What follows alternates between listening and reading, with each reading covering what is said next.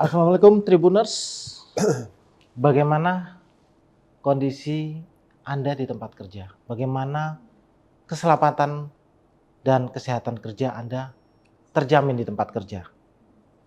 Hari ini kita akan membahas dengan tokoh yang paling penting untuk urusan K3 ini, yaitu sudah hadir di studio Tribun Sumsel, Bapak Muhyiddin. Yes.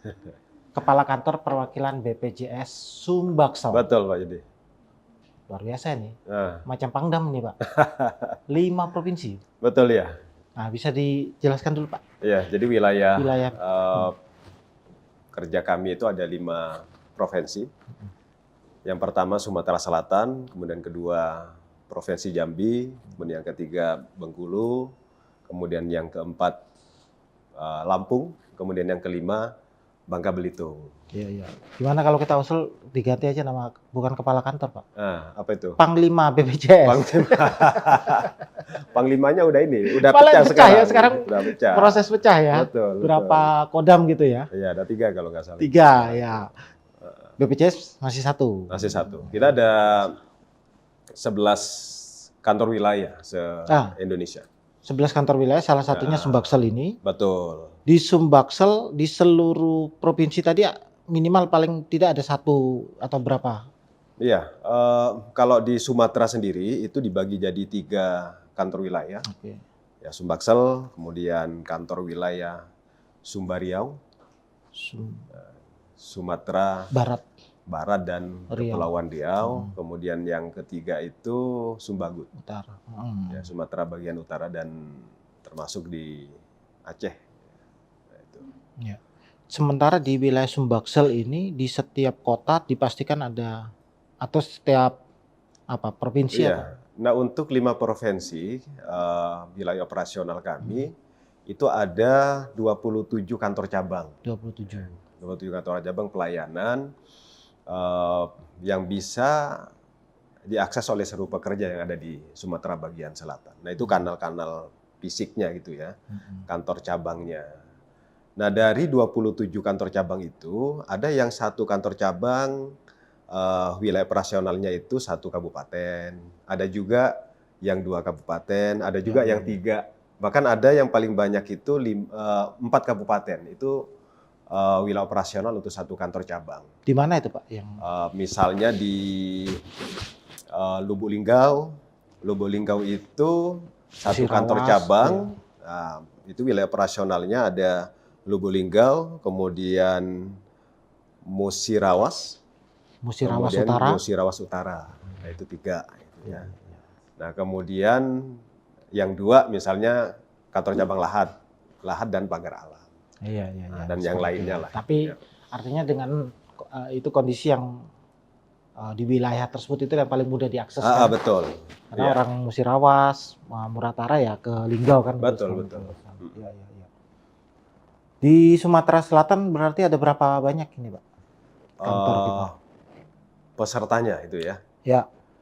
Nah, di Sumbaksel, kalau Sumbaksel itu kurang lebih ada potensi pekerja sesuai dengan data BPS itu yang eligible menjadi peserta program jaminan sosial ketenagakerjaan itu ada sekitar 10 juta pekerja.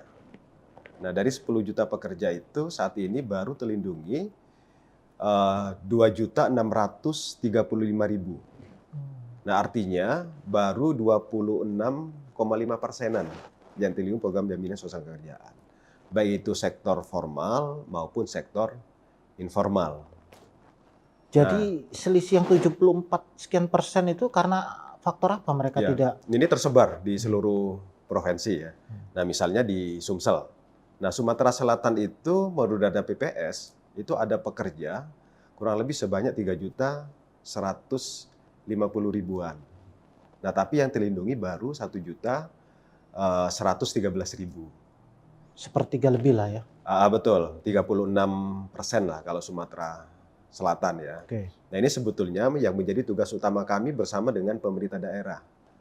Jadi BPS Kerjaan Pak Yudi diberikan mandat oleh negara, oleh pemerintah, ada 3 tugas utama kami. Yang pertama, untuk memastikan bahwa seluruh pekerja itu terlindungi dalam program bebas kerjaan. Baik itu pekerja di sektor formal maupun pekerja di sektor informal. Nah, kemudian tugas kami yang kedua, tentu memberikan pelayanan yang terbaik kepada peserta kami, gitu ya, setelah menjadi peserta.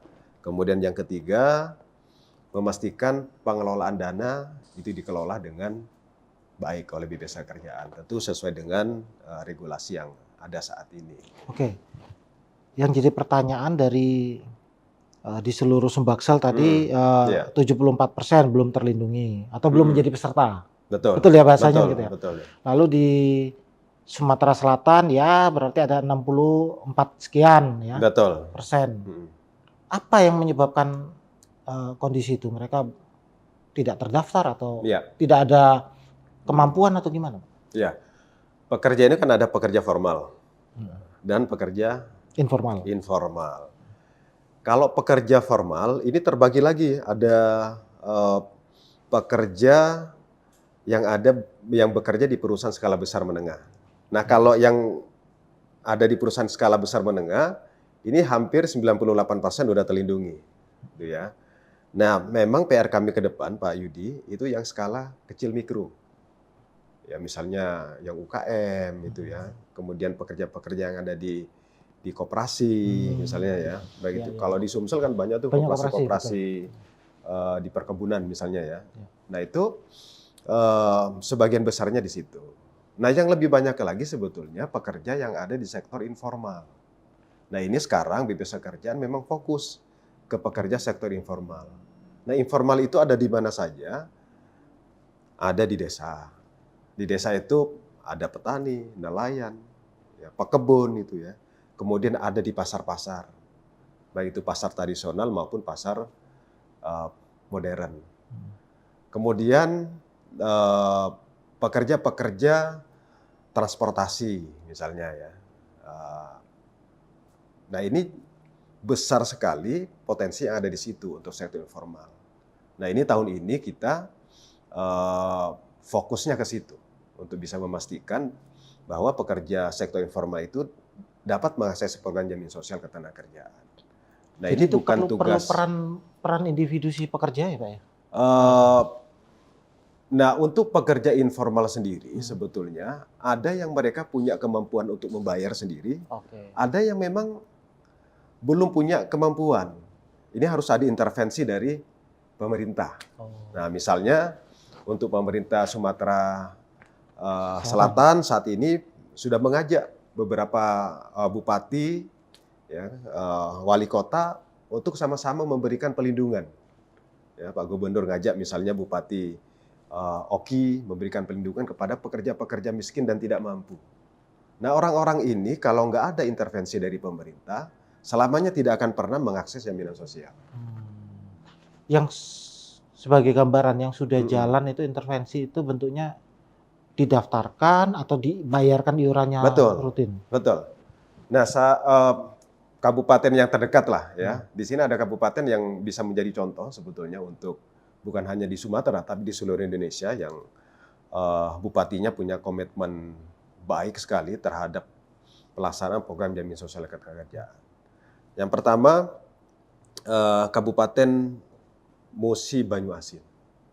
Musi Banyuasin itu tahun 2025 yang lalu, Pak Yudi, memberikan perlindungan kepada pekerja rentan itu 45.000 orang.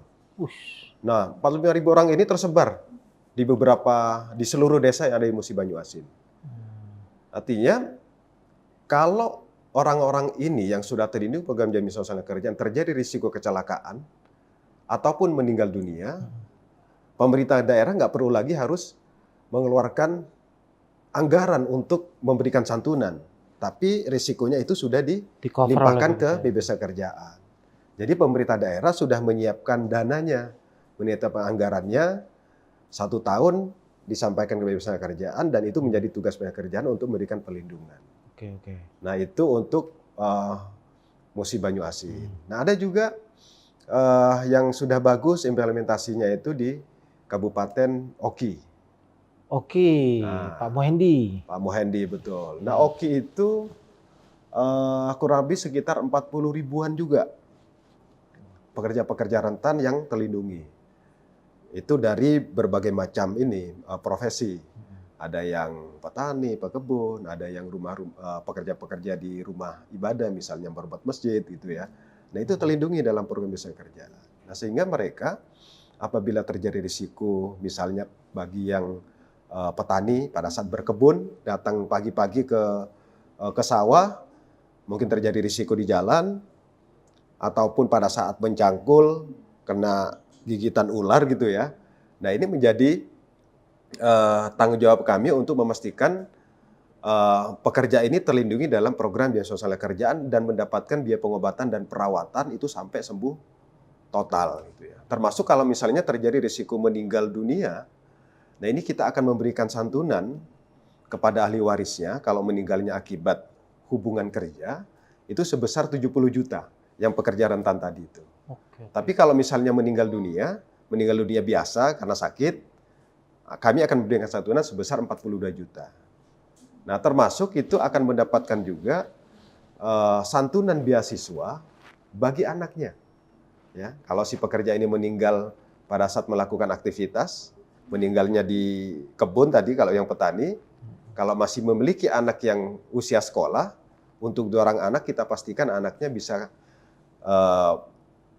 sekolah mulai TK, SD, SMP sampai dengan perguruan tinggi. Oke. Kemudian kabupaten lain ada Pali, ya, itu yang sudah bagus juga Pak implementasi. Asgianto. Betul, Pak Asgianto, komitmennya bagus untuk memberikan pelindungan kepada masyarakatnya. Kemudian ada juga Muara Enim, ya, Pak Edison, Musirawas. Nah, itu juga puluhan ribu mereka. betul ya. Jadi Ya tentu dibayarkan setiap tahun atau setiap bulan gitu, Pak? pola pembayarannya Macam-macam pasti. beda-beda. Ada yang membayar setiap 3 bulan. Tetapi maksudnya itu mengganti iuran yang harusnya dibayar peserta secara bulanan itu. Betul ya. Jadi ini diambil alih oleh pemerintah karena melihat mungkin masyarakatnya masih belum memiliki kemampuan untuk membayar iuran. Kalau dibiarkan orang ini untuk membayar sendiri, pasti nggak akan dapat pelindungan. Betul. Iurannya kecil sebetulnya. 1 bulan hanya 16.800. Nah, 1 tahun itu 201.000. itu apakah sama dengan yang peserta dari pemberi upah ya? Peserta BPJS dari pemberi upah. Sama nggak? Kalau yang penerima upah, ada, kalau saya tadi mengistilahkan informal dan formal. Ya. Kalau yang formal itu penerima upah. Yang informal bukan penerima upah. Ya. Nah, kalau yang penerima upah tentu iuran yang dibayarkan ke BPJS Kerjaan berbeda. Itu berdasarkan upahnya.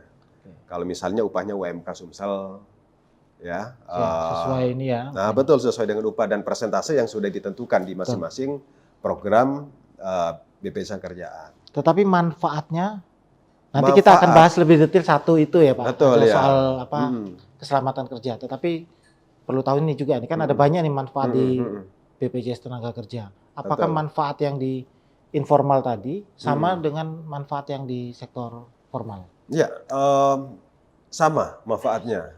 Nah, di sektor informal atau bukan penerima upah itu ada 3 program yang bisa diikuti. Yang pertama program jaminan kecelakaan kerja, jaminan kematian, dan jaminan hari tua. Nah, untuk 2 program, pensiun, ya? Yang pensiun dan jaminan kehilangan pekerjaan masih belum. Ya, nah ini 3 ini. Kalau terjadi risiko kecelakaan, sama Pak Yudi, hak yang diterima dengan pekerja di sektor formal atau penerima upah. Kita siapkan rumah sakitnya. Gitu ya. Jadi pekerja itu kalau terjadi risiko kecelakaan, nggak perlu lagi harus menyiapkan uang. Nah, tinggal datang ke rumah sakit yang sudah kerjasama, nanti kita obati sampai dengan sembuh total. Nah, setelah sembuh baru boleh pulang. Gitu ya. Setelah sembuh total. Berarti luar biasa ini ya, manfaat yang diterima dari program-program pemerintah daerah itu. Karena nyaris serupa ini Pak. Karena kehilangan pekerjaan kan agak beda ya, formal sama informal ya. Betul. Lalu jaminan pensiun juga beda ini karakter pekerjaannya. Jadi secara day to day atau ini ya praktis yang diterima sama ya? Iya, sebetulnya Pak Yudi, kalau seluruh pemerintah daerah itu punya komitmen untuk memberikan pelindungan kepada pekerja miskin dan tidak mampu ini melalui program jaminan sosial ketenagakerjaan, itu akan banyak menurunkan tingkat kemiskinan sebetulnya. Oke. Ini kan menjadi fokus pemerintah Iya, daerah iya, kan, iya, iya, iya, untuk iya. mengentaskan kemiskinan. Betul. Ini kan Nah, bisa jadi kemiskinan akibat biaya yang harus mereka cover itu kan? betul, pertama itu. Ya ketika terjadi risiko kecelakaan, kalau mereka nggak ada pelindungan jaminan sosial ketenagakerjaan, biayanya dari mana? Iya. Pasti akan ngutang ke tetangga, ngutang ke saudaranya. Iya. Ya, itu kalau saudaranya punya gitu ya. Kalau enggak, itu akan menjadi beban pemerintah lagi. Tapi dengan penganggaran yang sudah diperhitungkan dari awal, 1 tahun 1 orang hanya 201.000, nah ini bisa kita lindungi kalau terjadi risiko-risiko kecelakaan dengan biaya pengobatan dan perawatan itu sesuai dengan indikasi medis. Berapapun biayanya. Nanti kami bantu untuk coba Betul ya. dorong pemerintah daerah yang lain Pak, yang belum. Betul ya. Yang belum disebutkan tadi. Betul. Di Provinsi Sumatera Selatan juga Pak Gubernur punya kebijakan yang sangat bagus ya. Misalnya beliau mendorong pelindungan ini pandai besi yang ada di OI. Nah itu kurang lebih ada 1.500 orang. Nah Pak Gubernur turun tangan untuk memberikan pelindungan itu, jaminan kerja dan jaminan kematian. Kemudian pekerja-pekerja yang ada di pekebun sawit. Nah itu juga pemerintah provinsi, ini yang bukan pekerja di perusahaan. Iya, iya. Ya, yang pekerja-pekerja di pekebun sawit, pemerintah provinsi mengeluarkan anggaran untuk memberikan perlindungan. Itu kurang lebih sekitar 24 ribuan orang tahun lalu itu. Nah mudah-mudahan perlindungan ini terus berlanjut di tahun 2026 ini. Ya dengan segala macam isu anggaran sekarang itu ya. Betul, ya. Tapi saya memandang pelindungan bagi pekerja-pekerja miskin dan tidak mampu ini sebetulnya sangat penting sekali. Penting. Untuk meningkatkan kesejahteraan, kemudian mengurangi tingkat kemiskinan, kemudian memastikan bahwa anak-anak yang ditinggalkan ini bisa mendapatkan pendidikan yang layak sampai dengan perguruan tinggi. Kita mau bahas. Sebenarnya kalau kita ngobrol sama kepala BPJS ini nggak cukup nih waktu 1 jam ini ya. Tetapi kita mau bahas soal kecelakaan apa? K3 Pak. K3. Kecelakaan dan keselamatan dan kesehatan kerja. Keselamatan dan kesehatan kerja. Ya, betul. Tapi sebelum lebih jauh kita bahas soal K3 Pak. Pengen tahu juga ini, apa namanya, kepala BPJS ini bisa sampai di Palembang ini ceritanya seperti apa? Untuk menjadi seorang kepala BPJS ini sekolahnya apa? Mungkin bisa diceritakan, Pak. Iya. Ya Pak Yudi, karir saya di Biosa Kerja cukup panjang ya. Ini sudah masuk tahun ke-28. 28? Iya. Saya kira usia masih 29.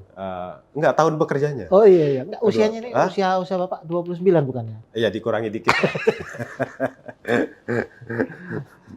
28 tahun ya. Ini masuk tahun ke-28.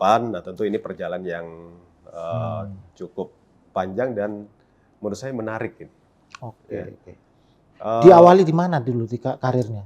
Iya, saya mengawali karir itu di Surabaya, di kantor cabang Tanjung Perak. Nah, di situ saya banyak belajar terkait dengan manajemen, produk knowledge dari BPS Kerjaan, gitu ya. Nah, berawal dari kantor di Tanjung Perak, alhamdulillah manajemen memberikan kepercayaan kepada saya untuk menjadi kepala kantor, kepala bidang di kantor cabang Nusa Tenggara Timur. NTT, Kupang. Betul, di Kupang. Dari Tanjung Perak ke Kupang. Ke Kupang. Oh ya kan cepet Pak, itu tinggal naik kapal. Nah, itu kalau di peta deket itu. Kalau di peta deket. Nah, tapi kalau dari Surabaya ke sana ya kurang lebih sekitar 1 jam 45 menitan. Ya, dengan penerbangan tuh ya. Iya. Saat itu masih jam sostek ya? Masih jam sostek dulu. Ya. Betul. Ya, setelah dari sana terus karir berkembang gitu ya. Sempat singgah di beberapa tempat. ada 6 kantor cabang yang sudah ini saya tempati, gitu ya. Ada di untuk kepala kantor cabangnya nih, ada di NTT juga sempat jadi kepala kantor cabang, di Jember, kemudian di Mojokerto, kemudian di Pontianak, kemudian di Sidoarjo, di Surabaya. Terakhir sebelum di Sumbaksel, saya bertugas di kantor pusat sebagai deputi bidang korporasi dan institusi.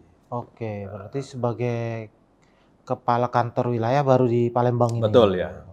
Ini baru 2 tahun lah di sini. 2 tahun baru. Berarti Nah, kerasan kenapa? kalau ngomong 2 tahun Iya, ini. kenapa saya bilang baru kerasa?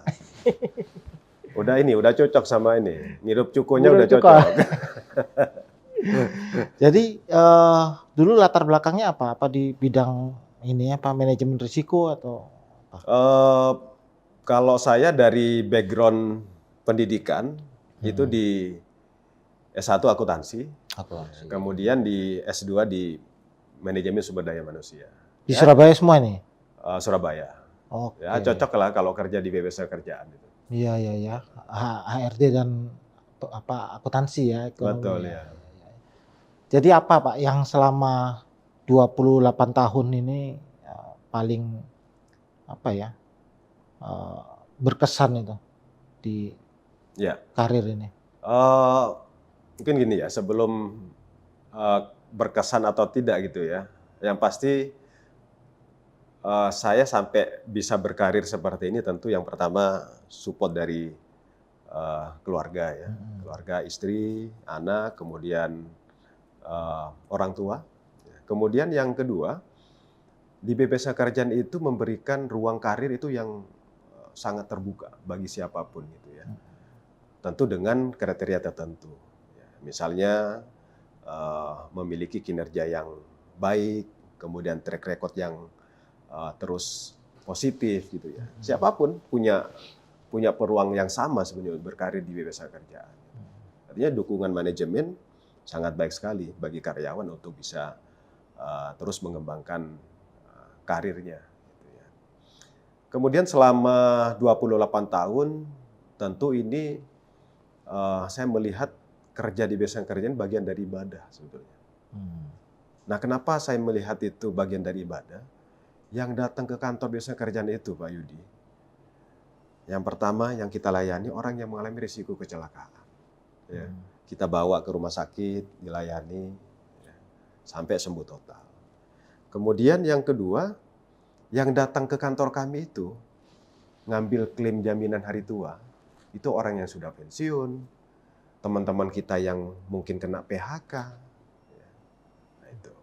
Kemudian ada juga yang datang ke kantor itu orang yang ngambil klaim jaminan kematian.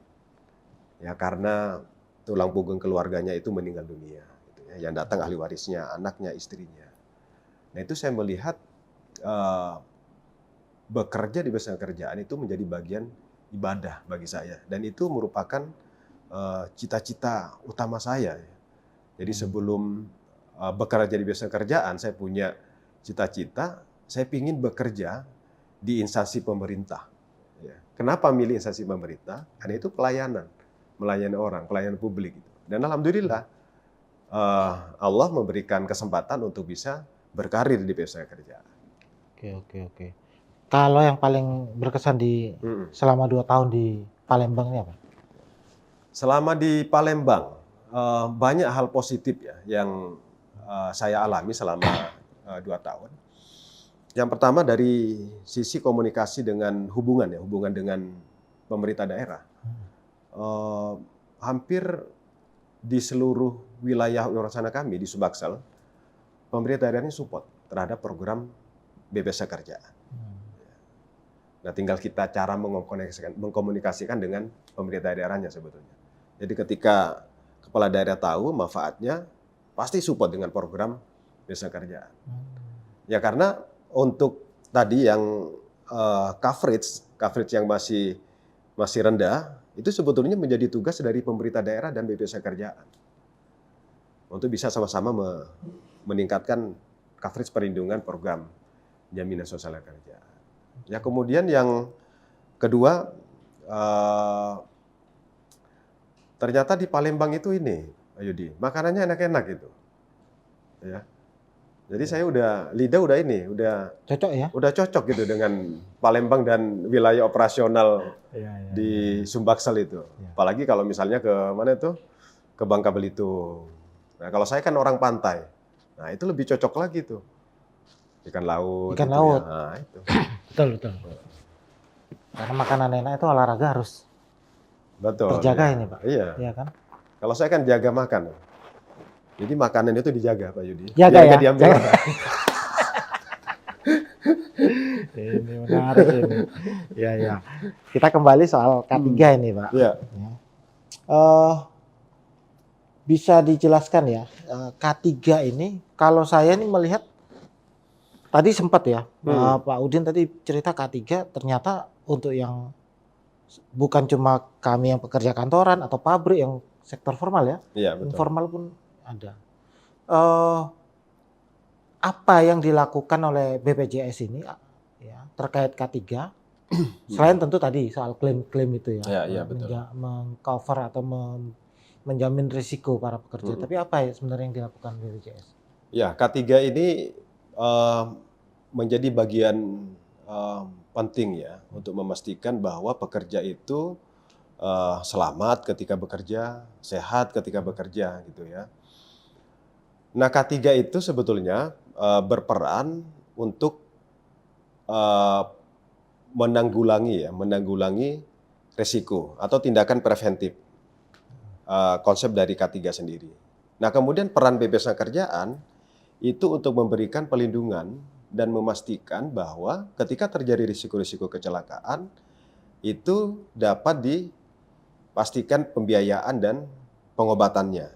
Nah, K3 ini sebetulnya Pak Yudi bukan hanya di tempat kerja, tapi bagaimana cara kita menjaga K3 itu mulai berangkat dari rumah. Ya. Tentu dari rumah diawali kalau misalnya naik sepeda motor harus betul dulu pakai helmnya, kemudian harus pakai sepatu, kemudian harus pakai jaket itu. Itu bagian dari standar K3 harus dipenuhi. Kemudian jalan lagi sampai di perjalanan juga harus hati-hati ya, untuk menjaga keselamatannya, kemudian sampai ke lokasi perusahaan, tempat bekerja. Nah, di tempat bekerja pun itu harus juga diperhatikan bagi perusahaan terkait dengan K3-nya, agar pekerja itu ketika melakukan aktivitas itu dipastikan bisa selamat, ya, kemudian sehat juga. Nah itu menjadi bagian peran dari BPJS Ketenagakerjaan. Untuk preventif ini? Betul ya.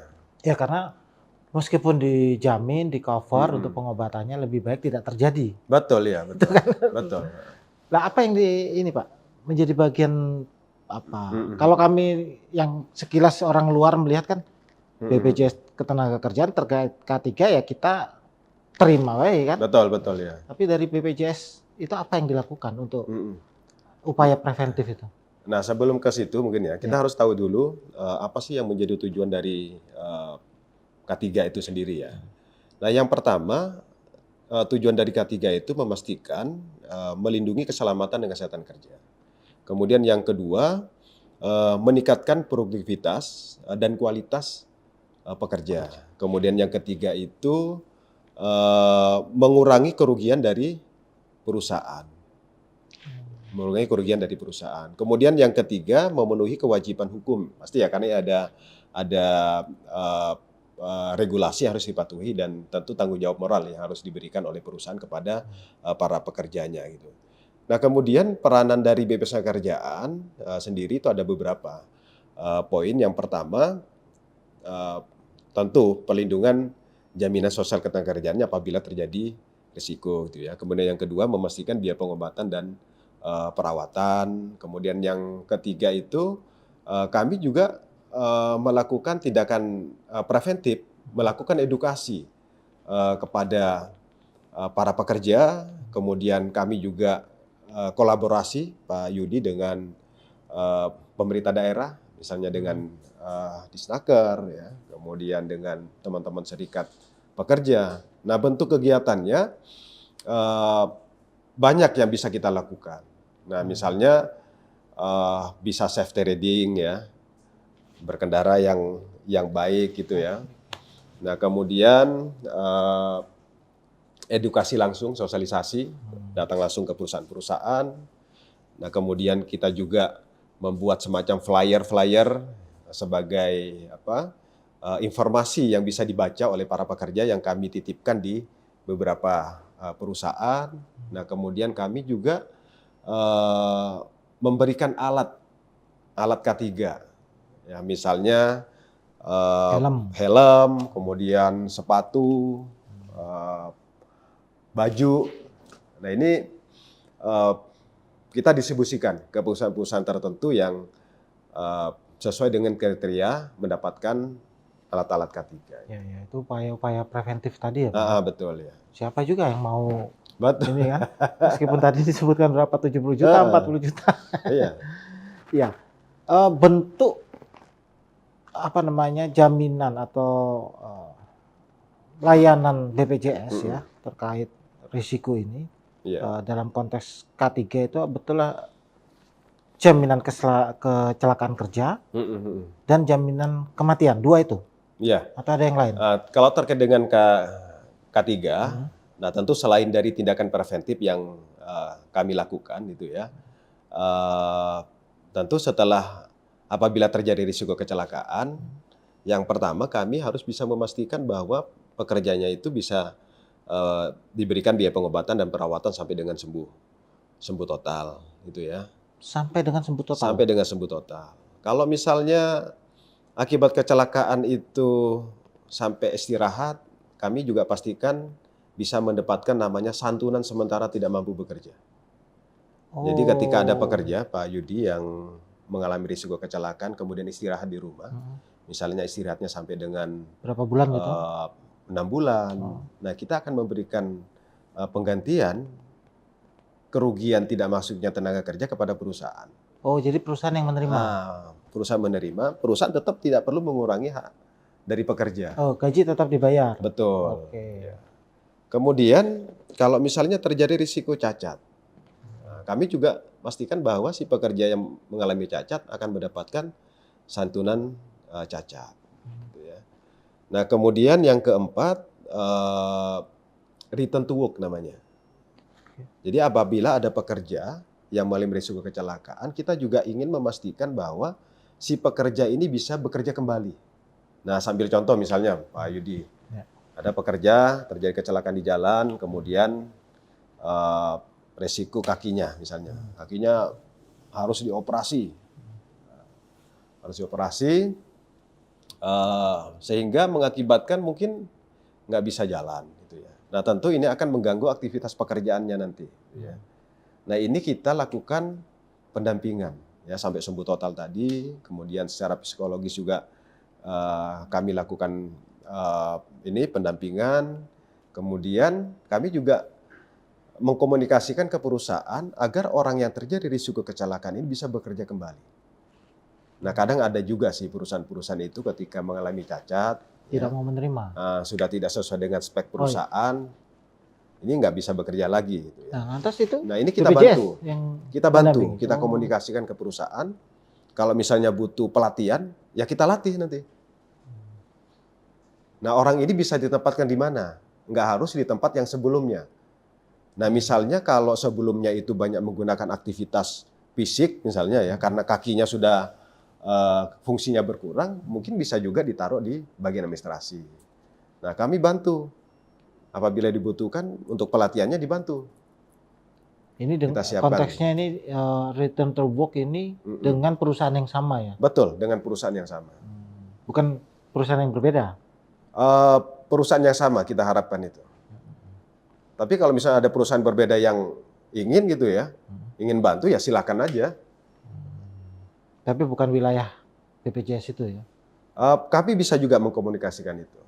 Tapi memang dari case-case yang ada, itu pasti di perusahaan yang sama. Ya, lebih mudah lah ya. Betul, ya. Tadi sempat disebut santunan sementara. Itu ke perusahaan. Apakah dalam konteks risiko K3 ini jika terjadi juga muncul klaim untuk jaminan kehilangan pekerjaan. Ya, kami itu kan melaksanakan 5 program sekarang. Jaminan kehilangan kerja. Nah, kalau jaminan kehilangan kerja ini pasti terkait dengan tadi K3. Kami menjadi bagian untuk memberikan kepastian biaya pengobatan dan perawatan kalau terjadi risiko. Program yang kedua adalah program jaminan kematian. Nah, ini meninggal biasa di luar hubungan kerja. Ya, pada saat mungkin ya karena sakit biasa Pak Yudi meninggal dunia gitu ya. Ini mirip asuransi jiwa lah ya.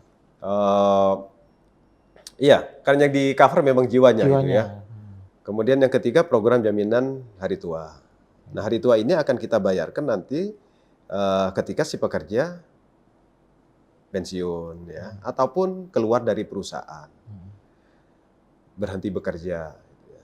Kemudian yang program kami yang keempat adalah program jaminan pensiun. Nah, ini kita bayarkan nanti haknya kepada pekerja ketika betul-betul sudah pensiun. Ya. Dan memenuhi kriteria betul, masa dengan kriteria tertentu, misalnya sudah mengiur 15 tahun, nah itu akan mendapatkan santunan secara berkala, persis dengan skema pegawai negeri sipil sebetulnya. Ya, jadi sekarang karyawan swasta udah nggak perlu lagi khawatir, kerja swasta pun dapat pelindungan jaminan pensiun itu, sama dengan pegawai negeri sipil. Nah, bagi yang masih belum 15 tahun kepesertaannya dan tidak terjadi risiko, kita bayarkan sekaligus. Tapi kalau misalnya ada risiko kecelakaan kerja dan mengakibatkan cacat total tetap, nah itu juga dapat nanti pensiun secara berkala. Ataupun meninggal dunia ketika sudah 1 tahun menjadi peserta program bebasan kerjaan, ahli warisnya dapat tuh santunan berkala ini. Berkala. Seperti yang JP. Enggak. Jaminan pensiun. Ya persis itulah. Iya, jaminan pensiunnya dibayarkan secara berkala. Meskipun belum 15 tahun. Betul ya. Karena mungkin risikonya juga sudah masuk udah di cover. Iya, betul. Kemudian program kami yang kelima adalah program jaminan kehilangan pekerjaan. Nah, ini program terbaru. Ini insentif dari pemerintah sebetulnya. Nah, kenapa saya bilang insentif? Apabila perusahaan-perusahaan ini sudah patuh ikut 4 program, kecelakaan kerja, kematian, hari tua dan pensiun, ini pemerintah memberikan bonus jaminan kehilangan pekerjaan. Nah, bagi pekerja yang mengalami PHK, ya misalnya bagi yang karyawan kontrak misalnya ya, belum sampai 1 tahun ternyata di PHK oleh perusahaan, ataupun yang PKWTT ya, ada permasalahan dengan perusahaan kemudian di PHK. Nah, ini negara hadir untuk memberikan manfaat jaminan kehilangan pekerjaan. Nah, manfaatnya apa saja? Yang pertama, pemerintah memberikan bantuan uang tunai selama 6 bulan sebelum mendapatkan pekerjaan kembali. Sebesar 60% dari gaji, maksimal gajinya 5 juta. Itu selama 6 bulan. Tapi kalau misalnya 3 bulan Pak Yudi sudah dapat pekerjaan, nah udah gugur itu. Udah nggak bisa lagi bulan keempatnya dapat gitu ya. Nah, kemudian manfaat yang kedua adalah pemerintah memberikan akses bursa kerja. Nah, itu ada namanya ini aplikasi yang sudah dibangun oleh Kementerian Ketenagakerjaan di Siap Kerja. Siap Kerja. Siap Kerja. Nah, kemudian manfaat yang ketiga adalah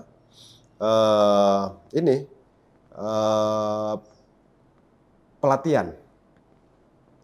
Nah, tujuannya si pekerja ini yang kena PHK dilatih nanti sesuai dengan kebutuhan apa sih nanti akan kerja di mana. Macam-macam itu pilihannya. Itu juga disiapkan oleh Kementerian Ketenagakerjaan. Ya, menarik nih, banyak program yang bisa dimanfaatkan para pekerja ya. Betul. Soal K3 lagi, Pak Udin.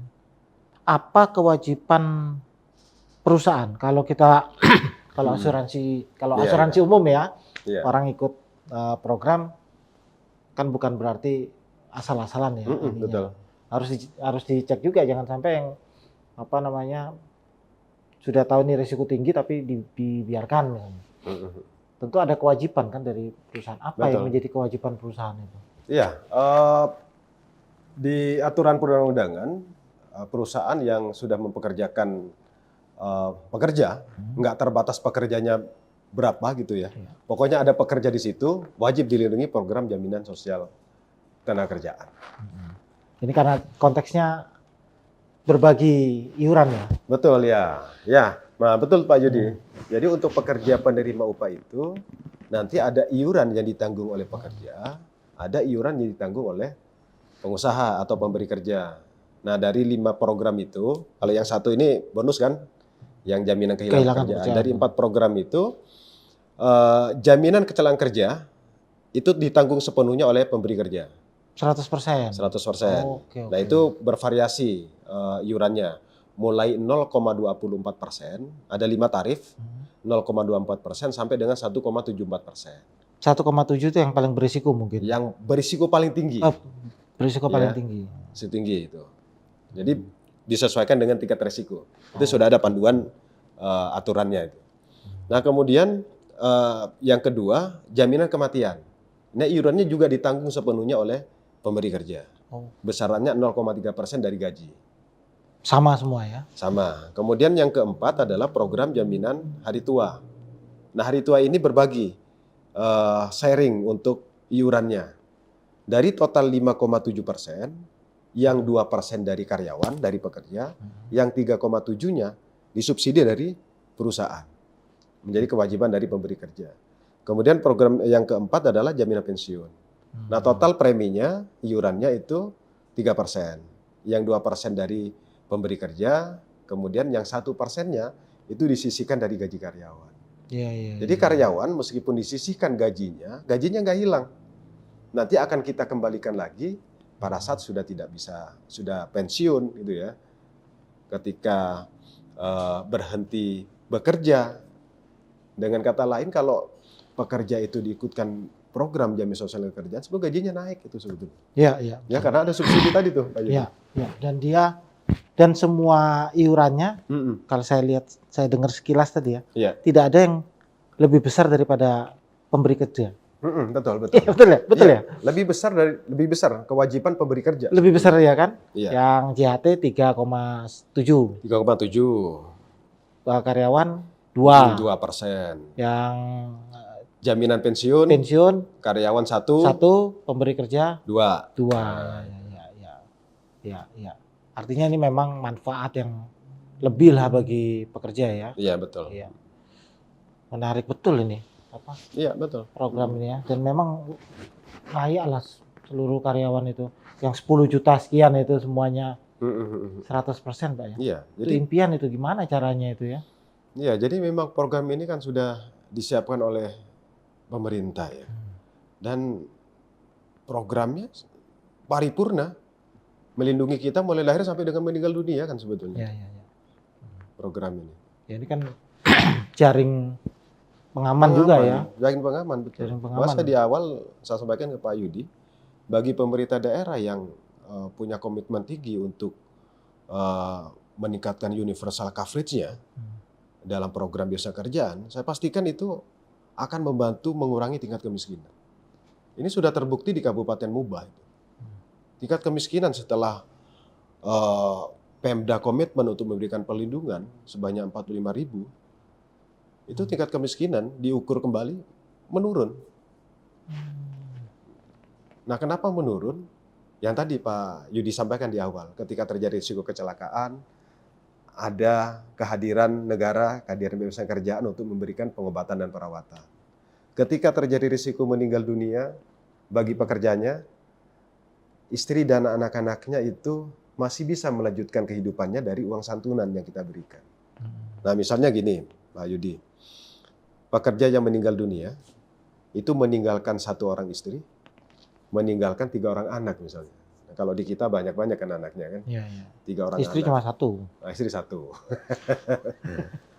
Nah kalau istrinya nggak kerja, anaknya masih kecil, ditinggal meninggal oleh tulang punggung keluarga, ini udah pasti jadi potensi miskin.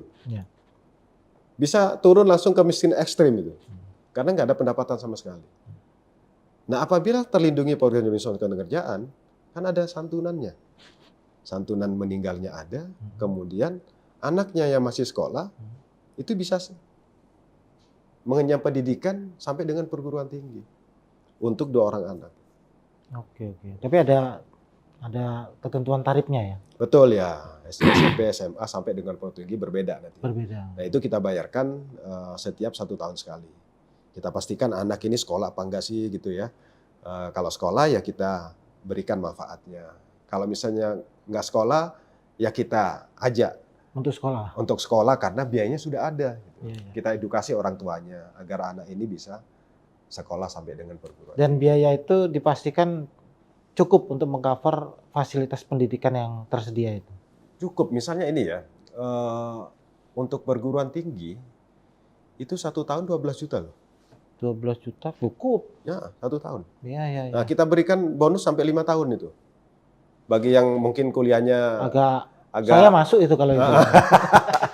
agak bandel-bandel itu 5 tahun kan. 5 tahun ya.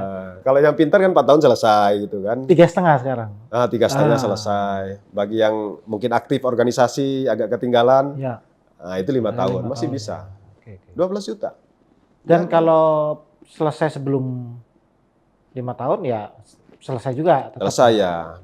Bukan berarti nanti dikembalikan 12 jutanya gitu ya. Sesuai dengan lamanya ini. Kuliah.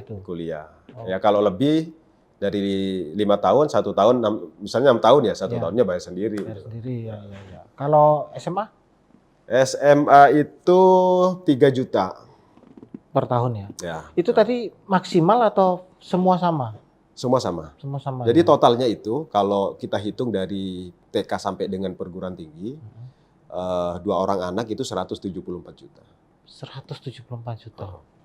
Nah itu dari mana duit itu? Betul. Kalau nggak diikutkan jaminan sosial. Berat tugas pemerintah. Dan itu di luar yang jaminan pensiun masih dapat nggak ya? Kalau ikut jaminan pensiun, dapat juga. Dapat ya. Yang bisa diterima sampai ahli waris. Betul ya. Bisa diterima berkala atau diterima ini bayar sekaligus.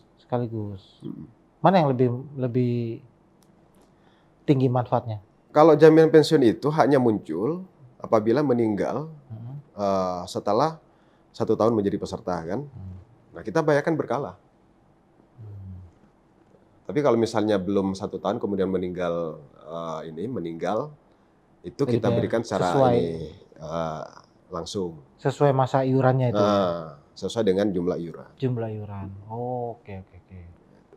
Tadi saya kira ya seperti yang pekerja yang sudah 15 tahun itu. Mana yang lebih tinggi manfaatnya diterima? Oh kalau itu ini Pak Yudi nggak bisa memilih. Kalau sudah memenuhi 15 tahun, nah berkalanya harus kita bayar secara berkala. Nggak boleh Pak saya minta dulu di depan ini, nggak bisa. Dan itu berkala. Maksimal 5 juta ya posisi sekarang? Itu kalau itu yang 5 juta bukan yang tadi ya. Itu yang jaminan kehilangan pekerjaan. Kalau besaran jaminan pensiun itu sangat tergantung sekali dengan besaran gajinya. Oke. Ya, kan iurannya ada iuran 3% ya. Nanti kita hitung dengan tingkat inflasi dan ada indikator lain untuk menghitung jaminan pensiun. Tetapi tidak ada gaji maksimalnya? Gaji maksimal sekarang itu yang bisa dilaporkan 2 kali PTKP. Nilainya kurang lebih sekitar 9 jutaan lah kalau di sini itu. 9 jutaan. Maksimalnya itu. Yang maksimal ya? Ya. Ya kalau memang gajinya di bawah itu ya sesuai itu. Betul ya. Nilai itu ya di bawah itu ya. Betul. Dan 40% atau berapa persen? Persentasenya itu nggak bisa kita hitung sekian persennya itu ya. Tapi ada minimal untuk penerimaan jaminan pensiun itu sebesar 351.000 per bulannya. Minimal ya. Kalau terhitung 15 tahun sejak awal sekarang sudah ya atau belum? Program ini baru dimulai sejak 2022. JP ini? Iya, jaminan pensiun. Oh, berarti penerima pertama untuk yang... Sorry. 2002 mungkin? Jaminan pensiun 2015 ya sorry ya. 2015 yang saya lupa kalau yang jaminan kehilangan pekerjaan 2022 yang insentif pemerintah itu ya. Betul ya. Kalau yang jaminan pensiun 2015 berarti ya sekitar 2030 ya. Iya, sekarang udah implementasi kita udah 10 tahun kan. 10 tahun. Nanti akan banyak tuh 5 tahun lagi orang yang akan ngambil jaminan ini pensiun pensiun itu. Yang berkala berkala, ya. Berkala, betul. Yang sekarang kalau yang hitung ini, kalau ya. nggak ada risiko-risiko yang saya sebutkan tadi, kebanyakan memang dibayarkan secara ini lamsam. Langsam ya, ya. Belum karena belum 15 tahun itu. Betul ya. Ini menarik sekali, banyak yang mungkin banyak pertanyaan juga soal BPJS Tenaga Kerja ini, ya, tapi waktu juga yang membatasi. Mudah-mudahan karena banyak hal menarik, banyak yang perlu dipahami warga masyarakat, kita bisa ngobrol lagi, Pak. Betul ya. Ya kan? Siap. Tapi saya kasih kesempatan untuk dari obrolan kita ini, Pak Muhyiddin, untuk menyampaikan apa yang bisa sebagai closing, baik kepada para mitra, warga masyarakat, atau mungkin sesama karyawan BPJS juga, ya. Iya. Karena ini temanya K3, tentu yang pertama saya sebagai Kanwil, Wiyosaker yang Kanwil Sumbaksel, ayo mengajak para pekerja untuk sadar K3 gitu ya. Ini sangat penting sekali agar Bapak Ibu yang bekerja di perusahaan itu bisa bekerja dengan aman, sehat, tentu produktivitas yang diharapkan perusahaan itu akan terus meningkat. Gitu ya. Kemudian yang kedua, tentu saya mengajak untuk aktif melakukan tindakan pencegahan, ya, tindakan preventif terjadinya risiko-risiko kecelakaan kerja, baik itu kecelakaan yang diawali dari kita berangkat dari rumah, kemudian di tempat kerja dan pulang lagi sampai dengan ke rumah. Nah, kemudian bagi para pemberi kerja, pengusaha, saya mengajak, ayo pekerja-pekerjanya yang masih belum terlindungi program desa kerjaan, mulai sekarang dilindungi, itu ya, agar kalau misalnya terjadi risiko jaminan sosial, itu menjadi kewajiban kami, risiko dialihkan.